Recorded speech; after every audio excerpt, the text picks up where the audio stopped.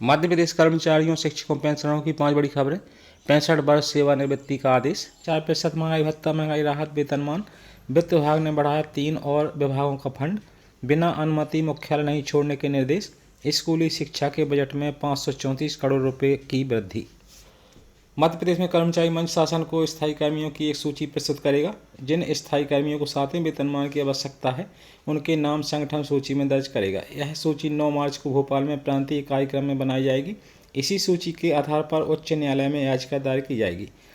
मध्य प्रदेश कर्मचारी मंच के प्रांत अध्यक्ष अशोक पांडे ने बताया कि सर्वोच्च न्यायालय के आदेश के पालन में लोक स्वास्थ्य यांत्रिकी विभाग के स्थायी कर्मियों को 7वें वेतनमान का लाभ 2 वर्ष पूर्व एरियर सहित दे दिया गया है, लेकिन शासन के अन्य विभागों के स्थायी कर्मियों को 7वें वेतनमान का लाभ स्थायी कर्मियों में अनुपस्थित के कारण आज तक नहीं मिला है। संगठन पिछले 2 वर्ष से लगातार शासन में स्थायी कर्मियों को 7वें वेतनमान का लाभ देने की पहल कर रहा है, लेकिन स्थायी कर्मियों की अनुपस्थिति के कारण 7वें वेतनमान का लाभ देने का विषय का निराकरण समुचित आधार पर शासन स्तर पर नहीं हो पा रहा है और उच्च न्यायालय में भी बड़ी याचिका स्थायी कर्मियों की सहमति न होने के कारण नहीं लग पा रही है। इसलिए अब मध्य प्रदेश कर्मचारी मंच ने निर्णय लिया है कि भोपाल में प्रांतीय कार्यक्रम आयोजित कर स्थायी कर्मियों की 9 मार्च को समस्त विभागों की एक सामूहिक सूची बनाई जाएगी, जिसे शासन स्तर पर मुख्यमंत्री, मुख्य सचिव, समस्त विभागों के प्रमुख सचिव, समस्त विभागों के विभाग अध्यक्षों को प्रस्तुत की जाएगी। वहीं मध्य प्रदेश में भाजपा की नई सरकार गठन के बाद से कर्मचारियों की अनदेखी हो रही है। मंत्रालय में हर कैबिनेट बैठक के बाद कर्मचारियों को निराशा मिल रही है। इसलिए मध्य प्रदेश तृतीय वर्ग कर्मचारी संघ द्वारा 9 फरवरी को मंत्रालय परिसर में प्रदर्शन किया जाएगा। कर्मचारी संघ के प्रदेश सचिव उमाशंकर तिवारी ने यह जानकारी देते हुए बताया कि कर्मचारी महंगाई भत्ता, राहत, वाहन भत्ता और मकान किराया भत्ता की वृद्धि को लेकर परेशान है। सरकार द्वारा कर्मचारियों की न्यायोचित मांगों की अनदेखी करने को लेकर संघ के प्रदेश अध्यक्ष अतुल मिश्रा आदि ने रोष जताया है। अफसरों की सुस्ती, कर्मचारियों को नहीं मिला डीए का एरियर। अधिकारियों की सुस्ती हजारों कर्मचारियों की जेब पर भारी पड़ रही है। इन कर्मचारियों को पिछले साल बढ़ाए गए 4% डीए के 6 महीने जनवरी से जून तक का एरियर अब तक नहीं मिला है। शिक्षा विभाग के ही 9 से 10 हज़ार कर्मचारी अपने हक की राशि का इंतजार कर रहे हैं। स्वास्थ्य विभाग में भी ऐसे सैकड़ों कर्मचारी हैं जिन्हें एरियर नहीं मिला है। अधिकांश विभागों में कर्मचारियों को तीसरी किस्त मिल चुकी है। कर्मचारियों का कहना है कि यह एरियर नहीं मिलने से वेतनमान के हिसाब से 6 से 18 हज़ार रुपये तक का नुकसान हो रहा है। वहीं वित्त विभाग ने प्रदेश के जिन विभागों को 3 माह के लिए शून्य बजट दिया था, उनमें से एक नगरीय विकास और आवास विभाग को जनवरी में 330 करोड़ रुपये का भुगतान करने की अनुमति देने के बाद अब कुछ विभागों के फंड में वृद्धि की गई है।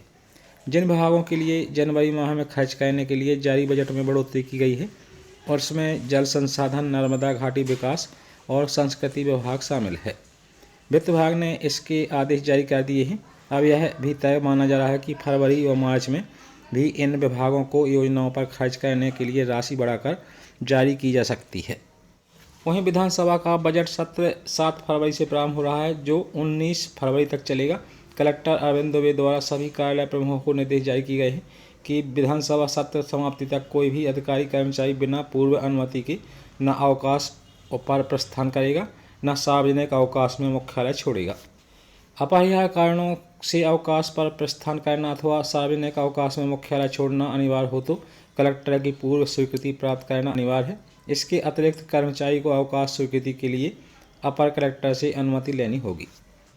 वहीं अंतरिम बजट में स्कूली शिक्षा के बजट में पिछले साल के मुकाबले इस बार 534 करोड़ रुपए की बढ़ोतरी की गई है। पिछले साल स्कूली शिक्षा का बजट 72,473.80 करोड़ था, जो इस बार 73,008.10 करोड़ रुपए कर दिया गया है। वहीं यूजीसी को दी जाने वाली वित्तीय मदद में 60% से अधिक की बड़ी कटौती की गई है। इससे पिछले साल दिए गए 6,409 करोड़ रुपए के मुकाबले इस बार 2,500 करोड़ रुपए पर समेट दिया गया है। इस बार उच्च शिक्षा के लिए 47,619.77 करोड़ रुपए का आवंटन किया है, जबकि पिछले वर्ष उच्च शिक्षा के लिए 57,244.48 करोड़ रुपए दिए गए थे। वहीं मध्य प्रदेश शासन सामान्य प्रशासन विभाग ने यह आदेश जारी किया है। प्रति उप सचिव मध्य प्रदेश शासन, वित्त विभाग मंत्रालय, विषय मध्य प्रदेश संकल्प पत्र 2023 के अनुसार मंत्रालयीन सेवा के अधिकारियों कर्मचारियों की सेवानिवृत्ति आयु 62 से बढ़ाकर 65 वर्ष की जाने बाबत उपरोक्त विषयक विशेष कर्तव्यस्थ अधिकारी मुख्यमंत्री कार्यालय से प्राप्त टीप का संबंध आपके विभाग से होने से आवश्यक कार्रवाई के लिए मूलतः प्रेषित है। कृपया कार्रवाई कर संबंधित को अवगत कराने का कष्ट करें। सुमन रेकवार, अपर सचिव, मध्य प्रदेश शासन सामान्य प्रशासन विभाग। तो साथी जान के पसंद आई वीडियो को लाइक करें, शेयर